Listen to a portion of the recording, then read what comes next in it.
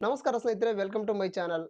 ವಿನಯ್ ರಾಜ್ಕುಮಾರ್ ಅವರ ಗ್ರಾಮಾಯಣ ಸಿನಿಮಾದ ಮೇಲೆ ಡೇ ಬೈ ಡೇ ಎಕ್ಸ್ಪೆಕ್ಟೇಷನ್ ಹೆಚ್ಚಾಗ್ತಾ ಇದೆ.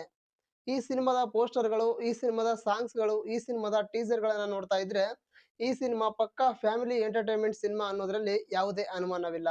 ಹಾಗೆ ಈ ಸಿನಿಮಾ ನಮ್ಮ ಹಳ್ಳಿಯ ಬಾಲ್ಯದ ದಿನಗಳನ್ನ ನೆನಪಿಸುವುದಂತೂ ಗ್ಯಾರಂಟಿ. ಇದೀಗ ಈ ಸಿನಿಮಾದ ಬಗ್ಗೆ ಯಾಕೆ ಹೇಳ್ತಾ ಇದ್ದೀನಿ ಅಂದ್ರೆ, ಈ ಸಿನಿಮಾದ 4ನೇ ಸಾಂಗ್ ರಿಲೀಸ್ ಆಗಿದೆ. ಆ ಸಾಂಗಿನ ಹೆಸರು ಶತಶತಮಾನಗಳಿಂದ ಅಂತ. ಈ ಸಾಂಗ್ಗೆ ಮ್ಯೂಸಿಕ್ ಮತ್ತು ಲಿರಿಕ್ಸ್ ಬರೆದವರು ಪೂರ್ಣಚಂದ್ರ ತೇಜಸ್ವಿ ಅವರು. ಇನ್ನು ಈ ಸಾಂಗ್ಗೆ ಧ್ವನಿ ನೀಡಿದವರು ರಘು ದೀಕ್ಷಿತ್ ಅವರು.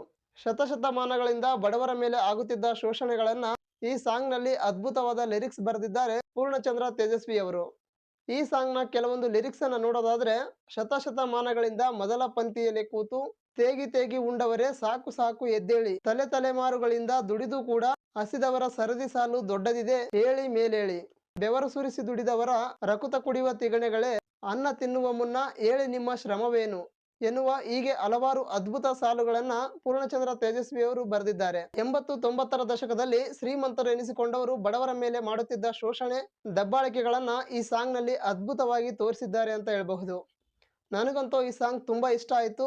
ಈ ಸಾಂಗ್ ಕೇಳಿದ ಮೇಲೆ ಈ ಸಿನಿಮಾದ ಮೇಲೆ ಎಕ್ಸ್ಪೆಕ್ಟೇಷನ್ ಇನ್ನೂ ಜಾಸ್ತಿ ಆಯ್ತು. ಈ ಸಿನಿಮಾದ ಇನ್ನುಳಿದ ಸಾಂಗ್ ಗಳ ಬಗ್ಗೆ ನೋಡೋದಾದ್ರೆ, ಮೊದಲ ಸಾಂಗ್ ಸೋಲ್ ಆಫ್ ಗ್ರಾಮಾಯಣ ಎನ್ನುವ ಸಾಂಗ್ ನಲ್ಲಿ ಹಳ್ಳಿಯ ಸೊಗಡನ್ನ ಅದ್ಭುತವಾಗಿ ತೋರಿಸಿದ್ದಾರೆ. ಇನ್ನು ಎರಡನೇ ಸಾಂಗ್ ಬೆಂಕಿ ಸಾಂಗ್. ಈ ಸಾಂಗ್ ಹಳೆಯ ಸಾಂಗ್ ನ ರಿಮಿಕ್ಸ್ ಆದ್ರೂ ಕೂಡ ಅದ್ಭುತವಾಗಿ ಮೂಡಿ ಬಂದಿದೆ. ಸೋಷಿಯಲ್ ಮೀಡಿಯಾದಲ್ಲಿ ಸಾಕಷ್ಟು ವೈರಲ್ ಆಗಿತ್ತು.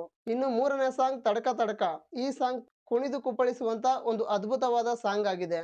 ಈ ಸಿನಿಮಾದ 4 ಸಾಂಗ್ಗಳು ಅದ್ಭುತವಾಗಿ ಮೂಡಿ ಬಂದಿದ್ದು, ಸಾಂಗ್ಸ್ ಆಲ್ರೆಡಿ ಹಿಟ್ ಆಗಿದೆ. ಇನ್ನು ಸಿನಿಮಾ ಒಂದೇ ಬಾಕಿ ಇದೆ. ಯಾರೆಲ್ಲ ಶತಶತಮಾನಗಳಿಂದ ಎನ್ನುವ ಸಾಂಗ್ ಅನ್ನ ಕೇಳಿಲ್ಲ, ಈಗಲೇ ಕೇಳಿ.